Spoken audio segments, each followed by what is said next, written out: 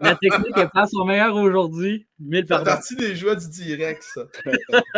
Bon, les gars, il nous reste vraiment pas beaucoup de temps. Il nous reste peut-être 5 minutes, donc je vais vous shotter des rumeurs d'en face. Puis, je vais vous lancer beaucoup de rumeurs, le plus qu'on peut, et je veux votre avis, pas en profondeur du moins, mais vraiment votre avis comme on the spot, OK?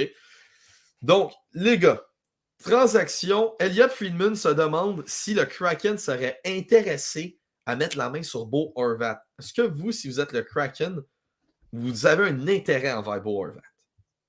En fait, oui. juste peu importe quelle équipe, j'ai un intérêt envers Bo Horvat. Je suis un peu d'accord avec Cédric. Puis aussi, le Kraken, honnêtement, ils vont mieux que j'aurais pensé cette année. Mais tu sais, ça dépend un peu. Est-ce qu'ils veulent vraiment que leurs deux premiers centres soient Wright et Beniers dans un avenir plus ou moins proche? Bo Horvat, c'est un centre de deuxième trio, à mon sens. Fait que c'est ça. Ça va dépendre de leur projet. Est-ce qu'ils veulent Bo Horvat pendant les 8 prochaines années? Ou, on se comprend, mais honnêtement, comme c'est dit, je pense que n'importe quelle équipe, s'ils peuvent se permettre d'avoir Bo Horvat, ils vont le prendre. C'est vraiment un bon centre. Il y a eu une proposition d'échange venant de Sportsnet concernant Bo Horvat à Montréal. Je veux vous entendre rapidement là-dessus parce qu'on en a beaucoup à couvrir. Et c'est Bo Horvat, ça viendra à Montréal en retour de David Savard, Owen Beck, Jadon Struble, le choix des Panthers cette année, un choix de 3e ronde en 2024. Qu'est-ce que vous faites? Jamais. Bon, merci, enfin. Jamais dans 100 ans. Là. Et toi, Andy, est-ce que tu ferais cet échange? Honnêtement, je pense que probablement, peut-être, parce que moi, je trouve que c'est pas tant que ça. Hein? Ah ouais? Moi, je trouve que c'est pour un centre de deuxième trio établi dans la Ligue nationale, ouais. C'est un choix de première ronde, un choix de 2, un choix de 3. Tu sais, un choix de première ronde et un choix de 3, on a eu ça pour quoi? Dvorak.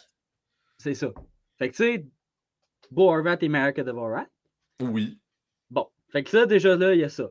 Après ça, il y a Jadon Struble, ce défenseur-là, je suis vraiment pas certain que ce gars-là va jouer dans la Ligue nationale un jour. C'est une bête d'entraînement, c'est un gars extrêmement fort, mais c'est ça. Après ça, on a Owen Beck. Owen Beck, par exemple, ça me ferait mal parce qu'il a vraiment montré de belles choses. Ouais. Il a vraiment montré de bonnes choses aux juniors cette année et au championnat du monde. Ouais.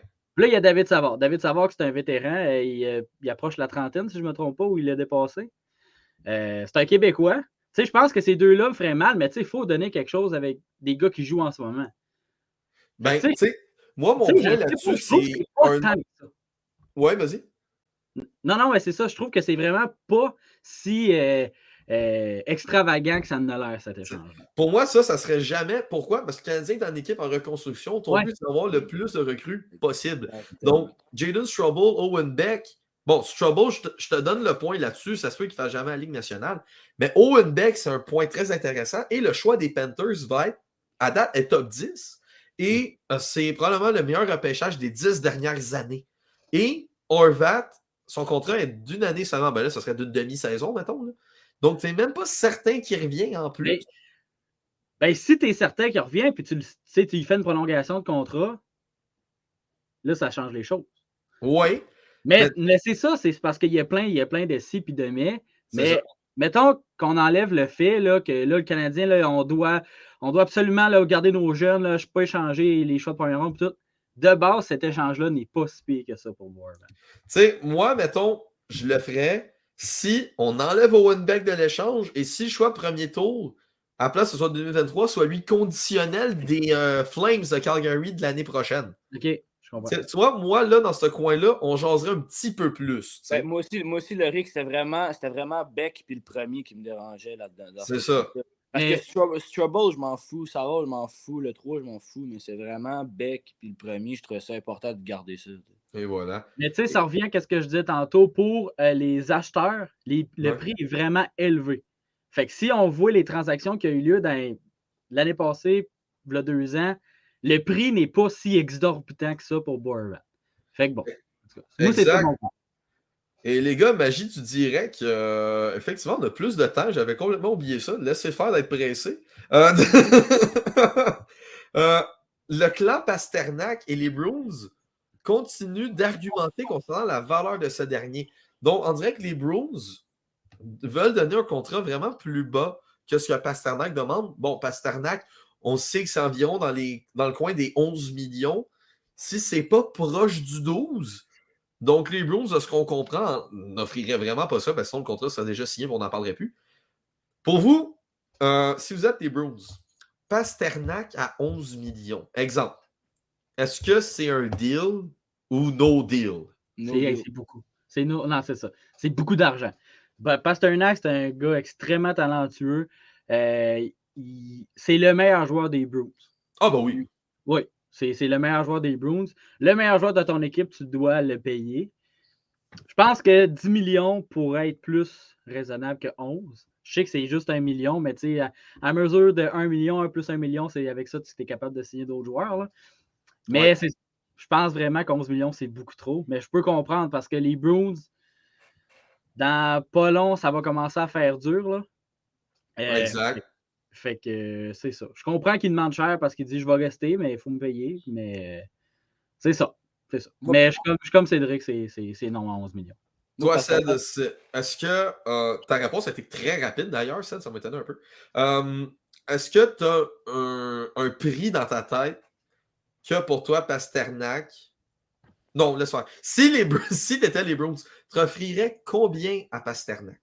Pas en haut de 10. Pas en haut de 10? Je donnerais genre un 9,5.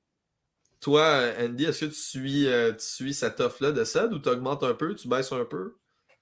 9,5, ça peut être réalisable, mais je donnerais 10. Si, admettons, 9,5 il dit non, je garde 10. 10, c'est la dernière offre.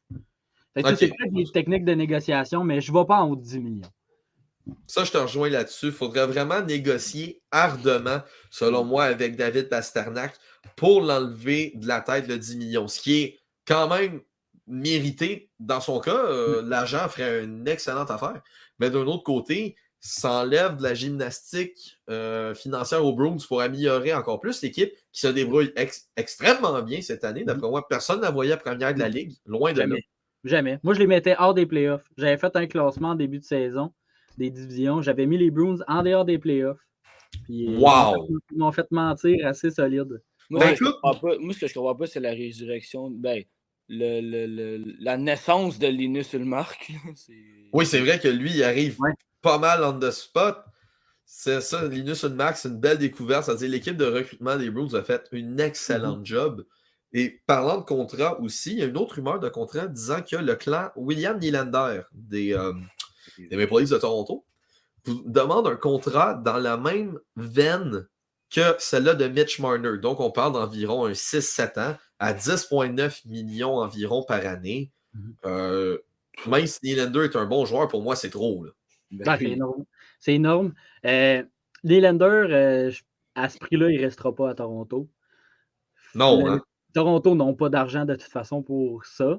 Puis Mitch Marner, c'est un excellent joueur. Je ne dis pas que Nylander n'en est pas un, mais Nylander ne vaut pas le prix de Mitch Marner. Fait que je pense qu'il va partir. Puis, je connais des fans de Toronto. Ils peuvent aimer Nylander, mais ils peuvent tellement le détester. Exact. C'est ça. Moi, depuis, on se souvient, ça fait un petit bout, là, depuis que Nylander avait été RFA jusqu'au, je pense que c'était au 30 novembre, il y a de cela, c'était 2-3 ans que ça fait de ça, environ. Depuis ce temps-là, moi, je fais partie de l'équipe qui, peu importe ce qui arrive, si Toronto veut une bonne équipe, ce que je ne souhaite pas parce que ça se voit ici, je prends pour qui, mais si Toronto veut une bonne équipe, ils doivent se départir d'une superstar ou un all-star, tu sais. Donc, selon moi, William Nylander est le problème indirectement des Maple Leafs. Et selon moi, ils doivent se l'échanger. Les Maple Leafs ont besoin d'un défenseur ou d'un gardien. Et la solution se trouve en échangeant ce William Nylander-là. Et moi, au salaire qu'il demande, si je cale Dubus, c'est bye-bye. Ouais. Surtout que je donne jamais plus à Nylander qu'à Pasternak. Ah oui, aussi. Ça, jamais. Là. Aussi, je te rejoins complètement là-dessus aussi. Et Seb, on est beaucoup dans les contrats, vu que la date limite se rapproche énormément. Selon Corey Messizack, les chances que Timo Maier, qui a 40 points en 41 matchs, ne reste pas à San Jose la saison prochaine. Est-ce que, selon toi, c'est cloué dans le béton, Timo Maier s'en va, ou Non. il y a des chances qu'il reste pareil malgré les déboires atroces de cette équipe-là? Ben, moi, je vois. Tu sais, c'est pas cloué dans le béton tant que c'est pas fait, on s'entend? Moi, je te rejoins là-dessus. Fait que je me dis, tant qu'il n'y aura pas une annonce officielle, ça sera jamais cloué dans le béton. Puis même si les Sharks connaissent une saison vraiment difficile, Mm-hmm. je vois pas pourquoi Timo Maier partirait. Il y a une bonne saison. Les Sharks qui ont quand même des bons éléments pour le futur. Honnêtement, moi, je vois pas pourquoi il partirait. Là. Toi, tu vois pas pourquoi il partirait. Toi, Andy, si t'es les Sharks, est-ce que tu te départis de Maier, sachant que tu es une équipe en reconstruction? Est-ce que tu te départis de Maier qui a, si je ne m'abuse, 26-27 ans, donc dans ses meilleures années, ou Ben, c'est ça. tu te gardes? C'est ça, je suis en train de regarder. Le gars, il a 26 ans, il est RFA à la fin de la saison. Mais les Sharks n'ont pas d'argent sur la masse. Ils ont un cap space là, de 33,600 000. C'est ça, c'est 33 000. C'est minime, ça n'a aucun sens. Puis, il n'y a pas de gros contrat qui prend fin l'année prochaine. Dont celui d'Eric Carlson, entre autres. Ouais. Fait que, tu sais, soit que Maier signe à exactement l'argent qui est déjà en ce moment, qui est 6 millions par année, soit qu'il s'en va. Parce que s'il demande 7 millions, les Sharks ne peuvent pas, à moins d'échanger un gars. Tu sais, mais je vois un gars comme Logan Couture à 8 millions, Thomas Chartel un peu en haut de 8 millions, tu sais, peut-être un gars comme Kevin Labanc qui est à 4,7. Tu sais, ça, c'est les gars qui ont des gros contrats qui pourraient donner de l'espace pour signer Maier. Mais à part ça, là, tu sais, Vlasic qui est à 7 millions, tu sais, il y a des gros contrats à San Jose, mais honnêtement, je pense pas qu'il va rester parce que c'est sûr qu'il demande en haut de 6 millions. Puis, tu sais, ça m'amène une autre rumeur qu'on pourrait faire un lien avec ça, entre autres. Faut juste que je la trouve parce que j'en ai pris des notes, mais les Coyotes, les Blackhawks et les Ducks sont des équipes intéressées à prendre du salaire ou de mauvais contrats pour recevoir des choix ou des recrues. L'exemple que j'ai souvent en tête, c'est l'échange de Brian Bickle ou Joël Armia, entre autres. Est-ce que selon vous, c'est envisageable, pas juste pour les Sharks, mais pour d'autres équipes en tant que telles? Je fais un lien avec les Sharks parce qu'on parle de ça justement.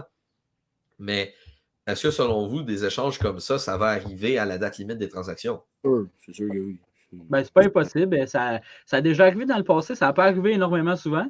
C'est l'échange de Marleau qu'une équipe avait pris un contrat, son salaire ou. Je pense que oui. Je suis pas sûr.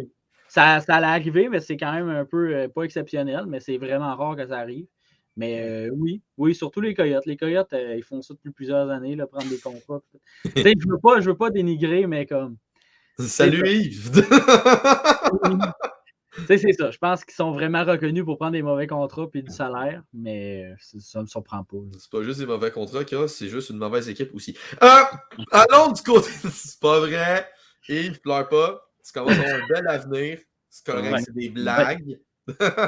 Ced, est-ce que toi, tu profites des équipes qui s'affichent acheteurs de mauvais contrats pour te départir de mauvais contrats, sachant que ça se peut que tu payes beaucoup à la fin du compte?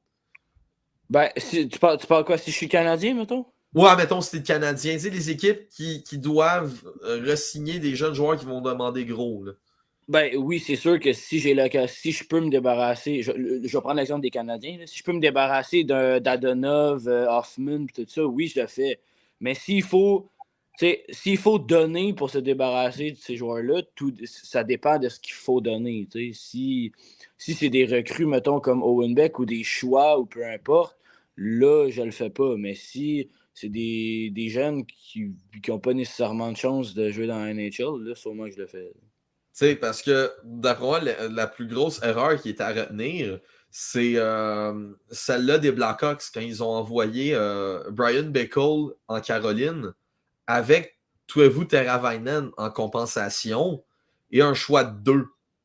Ah non, les Hurricanes ont donné un choix de 2 en retour, mais ils ont mis la main sur Brian Bickle, qu'on s'entend que c'était pas la pièce maîtresse de l'échange, bien sûr. Mais la pièce maîtresse s'appelle Tuevu Teravainen et on sait la belle carrière qu'il y a en ce moment. Donc, c'est un jeu à double tranchant. Est-ce que toi, si pour sacrifier une recrue, tu l'as dit, tu le ferais pas? Toi, Andy, est-ce que le jeu en vaudrait peut-être la chandelle si tu étais le Canadien? Ben, un peu comme Cédric, ça dépend du prix. Là. Je ne veux pas un prix trop élevé quand c'est pour vraiment se débarrasser. Hoffman et Armia, honnêtement, pour moi, je trouve que ça presse. Là. Moi, j'ai vraiment de la difficulté à les voir jouer avec le Canadien. Dadonov, il y a un gros contrat en ce moment, il est comme à 6,5. Mais comme il finit cette année. Fait qu'il finit cet été. Fait honnêtement, Dadonov, je pense pas qu'il bouge. Mais Hoffman. Même chose pour Drouin. Hein? Même chose pour Drouin, qui est à sa dernière année de contrat aussi. Même chose pour Drouin, qui est à 5,5, qui va quitter. Là. Fait que c'est ça, il y a des contrats qui finissent, il y a des contrats qui doivent partir. Puis après ça, le Canadien, il va avoir des contrats un peu pesants à Gallagher puis Josh Anderson. Mais, le gros qui devait partir serait parti avec Hoffman, Pierre Mia, puis Dadonov et Drouin. Oui. Mais, pour donner vraiment un contrat, je pense que c'est Patrick Marleau, encore une fois, que l'équipe a été obligée de donner un choix de première ronde aussi. Je suis allé jeter un coup d'œil en attendant. Je suis pas mal sûr qu'il y a eu un choix de première ronde avec ça. Mais la valeur du contrat était très grosse. C'était quoi, 8 millions, Patrick Marleau? Environ, attends une minute, c'est un gros contrat. Fait que, il y a eu un choix de premier tour, là, effectivement. Fait que peut-être qu'avec Armia, qui était à 3,4, peut-être un choix de 2. Tu sais, Armia, un choix de 2 conditionnel, là, quelque chose. Là. Tu sais, il faut donner pour des fois se débarrasser de quelque chose. Mais pas un espoir de premier plan. OK. C'est des bonnes analyses. J'aime ça. Il nous en reste plus que 3, les gars. Les Panthers auraient déjà un échange, selon Frank Saravelli. Les Panthers auraient déjà un échange dans leur poche arrière pour soit Sam Reinhart ou pour se départir de Sam Bennett, mais pour se départir des 2 joueurs dans ces cas-là. Donc, est-ce que ça veut dire que du côté de la Floride, on se laisserait couler dans le fond, mais c'est le Canadien qui a leur choix? Je dis pas que Sam Bennett et Sam Reinhart, c'est des pièces importantes. Ils ont 25 points en 40 matchs. Ben, c'est quand même. Mais c'est pas mauvais, là, mais on s'entend que c'est pas des Barkov. Mais ça reste que tu te débarrasses un peu d'effectifs aussi. Moi, je les aurais gardés. Je sais pas. Je suis pas un extrême fan des Panthers, puis je regarde pas beaucoup de leurs parties, mais c'est 2 gars que j'aurais gardés. Ça dépend ce que tu en retour. Ça dépend ce que tu en retour. Ouais. Mais Sam Reinhart, c'est un gars vraiment avec un talent offensif très bon. Sam Bennett, c'est un gars qui a de la hargne, c'est un gars qui travaille. Je ne sais pas. On dirait que je les ai regardés, mais peut-être qu'ils, justement, vu qu'ils n'ont pas choix de ronde, et puis je pense qu'ils en sont débarrassés un peu en allant chercher Giroud. Fait que peut-être qu'ils veulent remettre des choix qu'ils ont perdus en échangeant ces gars-là, mais moi, je les aurais gardés. Mais surtout en allant chercher Matthew Tkachuk, je comprends pas pourquoi qu'avec un échange comme ça, tu voudrais après ça te laisser couler. Ouais, puis Matthew Tkachuk qui joue super bien en Floride là aussi. C'est une bonne transaction parce qu'en ce moment, Huberdeau, lui, a un petit peu plus de la misère à Calgary, ce qui est assez étonnant. Ced, je te lance avec l'avant-dernière. Quelques équipes auraient regardé la disponibilité de Seth Jones sur le marché des transactions selon Rory Boylan. Admettons que c'était une équipe qui... voyons, Colin, qui s'en va en finale de la Coupe Stanley ou qui s'en va en série. Bon, merci, je me suis enfin débarrassé du Becherel. Est-ce que Seth Jones serait quelqu'un qui pourrait t'intéresser dans ton équipe? Pas tout. Pas tout? Ben, en fait, pas tant, parce que je me dis, tu sais, oui, il y a eu un peu d'expérience en série. Il y en a eu un peu. Ouais. Mais on l'a jamais vraiment vu plus que ça en série. Fait qu'on sait pas de quoi il est capable. On sait pas Parce qu'il y a certains joueurs qui sont meilleurs en saison, d'autres meilleurs en série. Fait qu'on sait pas qu'est-ce qu'ils donnent en série. Exact. Puis, moi, personnellement, j'ai jamais été un fan de Seth Jones plus que ça. Je trouve que c'est un défenseur comme les autres, qui ne sort pas du lot, mais qui fait pas. C'est pas le genre de défenseur, je trouve, qui va te faire perdre des matchs, mais c'est pas le défenseur qui va t'en faire gagner. Aussi. Fait que pour moi, à mon avis, moi, je ne prendrais pas. Toi, Andy, est-ce que tu aurais un intérêt envers Seth Jones si c'était une équipe aspirante? Oui, mais pas à 9,5. Ça va être un 50% de salaire retenu, certain. Puis, c'est parce que c'est un gars qui peut te faire. C'est parce que c'est ça. S'il se fait échanger à 50%, c'est dans longtemps parce que le contrat, Seth Jones, il n'est pas veille d'être fini. Là. Non, puis il n'y a aucune équipe, selon moi, en tout cas, les Blackhawks ne seraient pas intéressés à garder 50% pendant encore 6 ans. Mais ce serait son seule affaire parce qu'à 9,5, Seth Jones, c'est trop cher.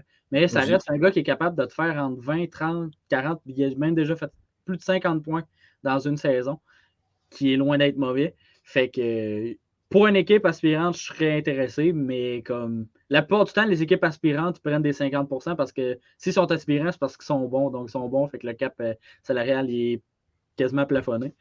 Fait que, ouais, ce serait la seule condition, mais justement, les Blackhawks ne voudront pas.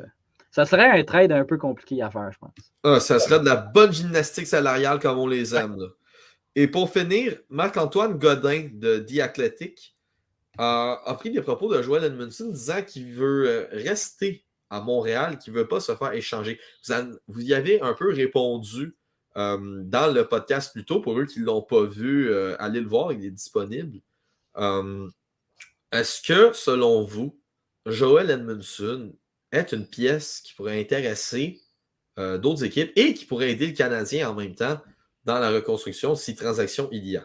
Ben oui, ça c'est sûr, certain. Joel Edmondson, c'est un bon défenseur de le terme two-way. Je ne sais pas comment on peut dire ça en français. Polyvalent. Polyvalent, c'est ça le mot que je cherchais. Puis, Joel Edmondson, c'est un défenseur polyvalent. Il a quand même fait des belles choses à Montréal. Fait que moi, je vois pas pourquoi une équipe pourrait ne pas être intéressée. C'est sûr qu'une équipe, selon moi, va être intéressée à Joel Edmondson. Dépend juste de ce qu'on reçoit en retour, parce que c'est comme ça le but d'un échange, là, mais. Ouais, aussi. Mais c'est ça. Moi, en vrai, je pense que ça pourrait aider les Canadiens dans un sens ou ça pourrait leur nuire, parce que aussi, Joel Edmondson, même si c'est sur la glace, il joue peut-être pas super bien. Il est quand même assistant capitaine. Je me dis, il n'est pas assistant pour rien. Aussi. Fait que je me dis ça aussi pour les jeunes, ça pourrait peut-être. Si on le garde, je pense, ça pourrait peut-être être comme du leadership de plus, de l'expérience de plus, qui pourrait aider les jeunes dans le futur, surtout avec nos jeunes défenseurs qu'on a, qui pourrait les aider à se développer. Puis toi, Andy, pour finir, est-ce que toi, Joel Edmondson, tu l'échanges ou tu le gardes à Montréal? C'est un peu comme Cédric. Je pense que je le garderai un peu pour l'expérience. Puis il est bon avec les jeunes. Je pense qu'il y a une belle amitié avec Cole Caulfield. On a vu quelques extraits des fois. Puis, tu sais, comme qu'il dit, c'est un assistant capitaine. Il a été dans les discussions pour être capitaine aussi. Fait c'est sûr qu'il est bon pour le Canadien. C'est un bon défenseur défensif. C'est sûr qu'il intéresse des personnes, des équipes aspirantes. Ben Sherratt a été échangé contre un choix de première ronde. Je ne suis pas inquiet un peu de la valeur d'Edmondson. Mais c'est ça. Si on peut avoir un choix de première ronde pour Edmondson, puis qu'on dit un peu depuis tantôt que les Canadiens doivent rentrer en reconstruction, puis c'est pas mal ça qu'ils font, avoir un choix de première ronde de plus cette année ou l'année prochaine, je pense qu'on devrait le laisser aller, même si j'aimerais qu'on le garde, lui et Savard, parce que notre défensive est vraiment, vraiment jeune. Exact. Ben, messieurs, merci d'avoir participé sur le podcast aujourd'hui et dans le coin des rumeurs. C'est toujours un plaisir de vous avoir. Nous, de notre côté, la Notice des sportifs, on se revoit le mardi 17 janvier. Mais ratez pas ça, le 12 janvier, c'est le podcast de Yves Lantier qui revient encore plus fort que jamais pour l'année 2023. Et nouvelle addition que j'anime, le coin des rumeurs aura son segment à lui les vendredis midi. Donc, je vous attends en grand nombre, que ce soit sur les commentaires en direct. On va jaser de transactions avec des invités. Merci, Justin, de dire bel job. Pour vrai, c'est très apprécié. Mais comme j'ai dit, vendredi, ça va être le coin des rumeurs. On jase 100% transactions, rumeurs de signature, tout ça. On jase de ça avec vous. J'ai bien hâte de commencer ça. Et on se revoit mardi pour la native des sportifs pour eux qui veulent NDS. On se revoit vendredi pour le coin des rumeurs. Et ce jeudi, Yves Lancier commence son podcast. Sur ce, c'était NDS. Et on vous souhaite une bonne année 2023 et bonne émission. Salut tout le monde.